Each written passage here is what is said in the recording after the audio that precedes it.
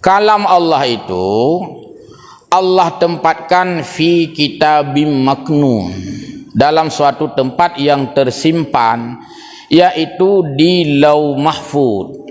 Di Lauh Mahfuz di sana. Di Lauh Mahfuz itu kalam Allah itu sudah memang kalam azali, sebagai bukan daripada makhluk. Bukan makhluk itu nggak ada kertas, nggak ada huruf, nggak ada, bukan bentuk suara dan huruf yang kenyang, karena Quran hana suara, hana hurufnya ke kalam Allah di Lauh Mahfuz itu. Jadi dari Lauh Mahfuz yang kalam Allah itu 30 juz itu, kita baru tahu 30 juz kan setelah turun. Sebelum kita tahu Al-Quran itu memang 30 juz. Sudah Allah tempatkan di sana. Allah turunkan ke Baitul Izzah yang disebut dengan langit dunia namanya. Di satu tempat itu ada yang namanya Baitul Izzah. Kalau ditulis dalam ulumul Quran, Baitul Izzah itu di langit tertinggi, di sana ayat Al-Qur'annya 30 juz itu. Maka di awal-awal kitab tafsir ditulis itu semua. Banyak kalimat kalau kita lihat dalam tafsir. Fa anzalallahu ta'alal Qur'ana ila baitil izzati marratan wahidatan.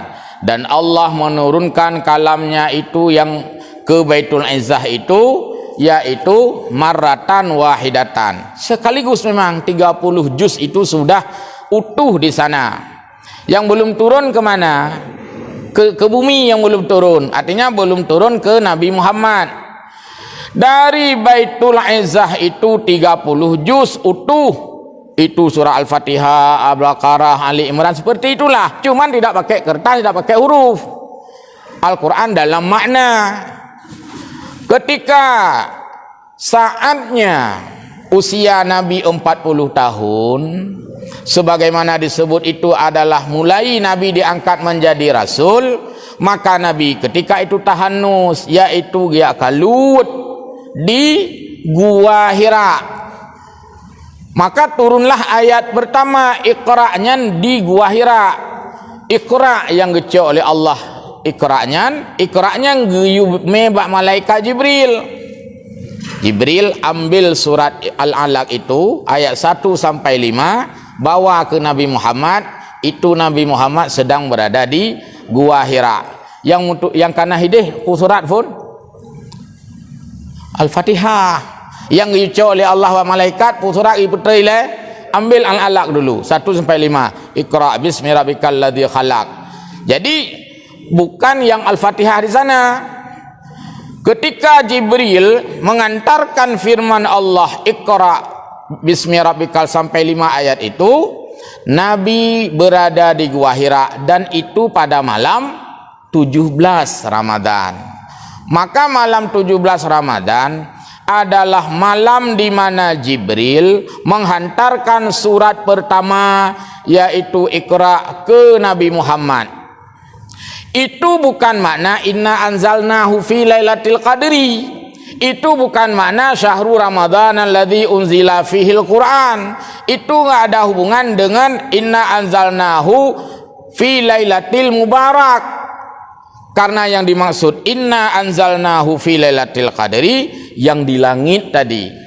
Yang dimaksud inna anzalnahu fi lailatul mubarak yang di langit tadi, syahrul ramadhan alladzi unzila fil Quran yang di langit tadi. Jadi yang kita peringati ini bukan malam 17 Ramadan ini sebagai malam turun Al-Quran ke Baitul Izzah, tapi malam turun Al-Quran dari Baitul Izzah ke Gua Hira pas malam 17. Disepakati maka untuk salah satu hari besar Islam masuk dalam kategori PHBI, peringatan hari besar Islam, adalah memperingati turunnya Al-Quran dari Baitul Izzah, bukan dari Lauh Mahfuz, dari Baitul Izzah ke Gua Hira. Nyan momennya yang tercok 17 Ramadan, nyo malam Lailatul Qadarnya kon. Yang Lailatul Qadar adalah inna anzalnahu fi lailatul qadri. Kami menurunkan Al-Quran pada malam qadar. Kapan malam qadar? Tidak tahu. Yang jelas malam qadar syahrul Ramadan alladzi unzila fihil Quran, ada di dalam bulan Ramadan. Maka harus 2 poinnya supaya tidak rancu kan. Nyalagian lu hana rancu li lu pegah. Mungkin mak dengar mentang rancu home. Jadi malam 17-nya kan malam Lailatul Qadar. Sekiranya itu malam Lailatul Qadar, ana payah le gabuk 10 malam iktikaf. Pegaju, mari kita hadiri sama-sama, yaitu jangan ketinggalan akan kita sambut malam Lailatul Qadar pas malam 17 Ramadan. Nyan 16 huyub hanali urunja, 17 waktu hanali tho, hanali so mutaji. Dapat kamu puno.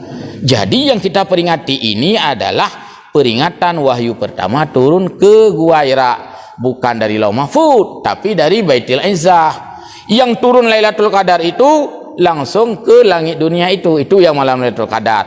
Tidak kita ketahui malam keberapa, yang jelas ada pada sepanjang Ramadan.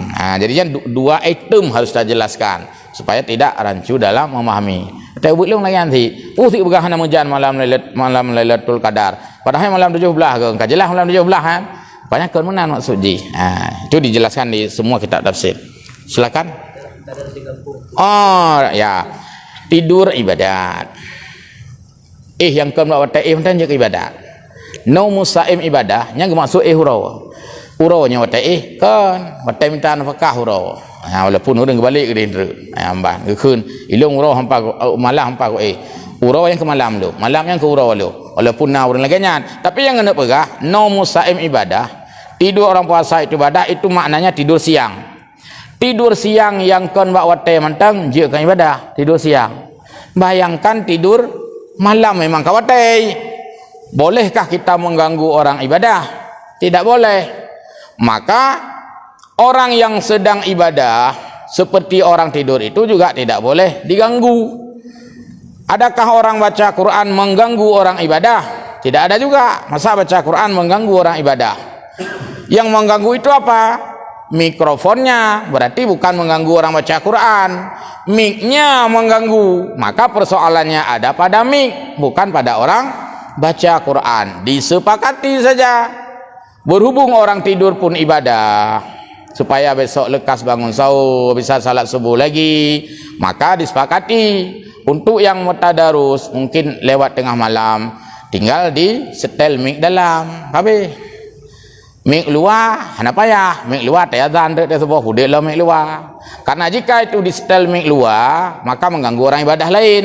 Ibadah tidak boleh mengganggu dengan ibadah. Jadi win-win solution. Keduanya adalah menang. Urang baca Quran pi hana gak ganggu go ganyan, di urang pi ganyan hana merasa terganggu. Perintah wa idza quri'al Qur'anu fastami'u lahu.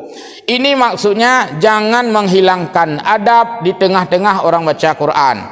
Baik sampai mana bedanya? Pekanan kan tumpang matang anak ke. Gecok anak ke. Hai lagi belut. Cok anak ke tak tumpang. Hai putra kan tumpang mata. Kan habaq begah mina orang baca Quran kan dengar lu adik dengar dah payah aku dengar yo. Nya hana cara lain ku ai peleun mi, ku ayu peleun urang habaq kabut li aku dengar. Engkau kakon ni. Maksudnya ketika kita tidur ya tidur saja. Itu tidak menghilangkan adab. Yang jangan bicara dan bersifat tidak santun di depan baca Quran. Maka saya setuju sekali.